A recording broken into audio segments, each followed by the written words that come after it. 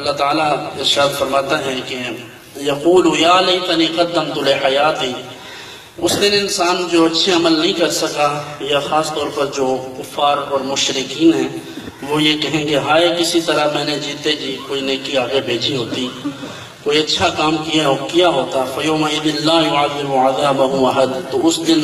اس کا سا عذاب کوئی نہیں کرے گا، نہیں کرتا۔ اللہ تعالیٰ کا جو عذاب اس دن ہوگا یقیناً اس سے پہلے کبھی نہیں ہوا۔ وَلَا يُوثِقُ وَثَاقَهُ أَحَدٌ، یہ کوئی آسان کام نہیں ہے، یہ آسانی ان کے لیے تو ہے، انبیاء و مرسلین کے لیے، صالحین کے لیے تو آسانی ہوگی، لیکن ہمارے ہاں لوگ وہ آسانی جو ان کے لیے ملتی ہے، جس کا ذکر ملتا ہے، ہمارے لوگ یہ سمجھتے ہیں کہ شاید یہ آسانی ہمارے لیے ہے۔ ہمارے لیے کیا آسانی ہوگی؟ ام المومنین حضرت سیدتنا عائشہ رضی اللہ تعالیٰ عنہ نے عرض کیا تھا، جب حضور علیہ السلام نے یہ فرمایا تھا کہ لوگ ننگے ہو کر ننگے ہی جائیں گے، ننگے پاؤں جائیں گے، ننگے جسم جائیں گے میدان حشر کو، تو ام المومنین نے عرض کیا یا رسول اللہ کسی کو شرم نہیں آئے گی ایک دوسرے سے؟ تو حضور نے فرمایا معاملہ تو اس سے بھی آگے ہے، شرم تو اس کو ہے جسے ہوش ہو،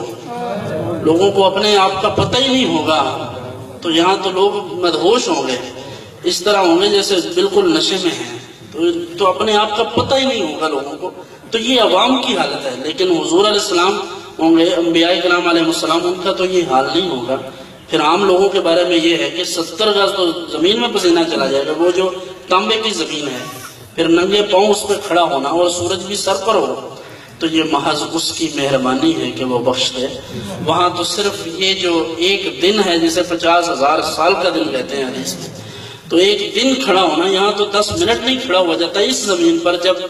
آج سورج 4000 برس کی راہ پر ہے، اتنا دور ہے، اور اس کی پشت ہے زمین کی طرف،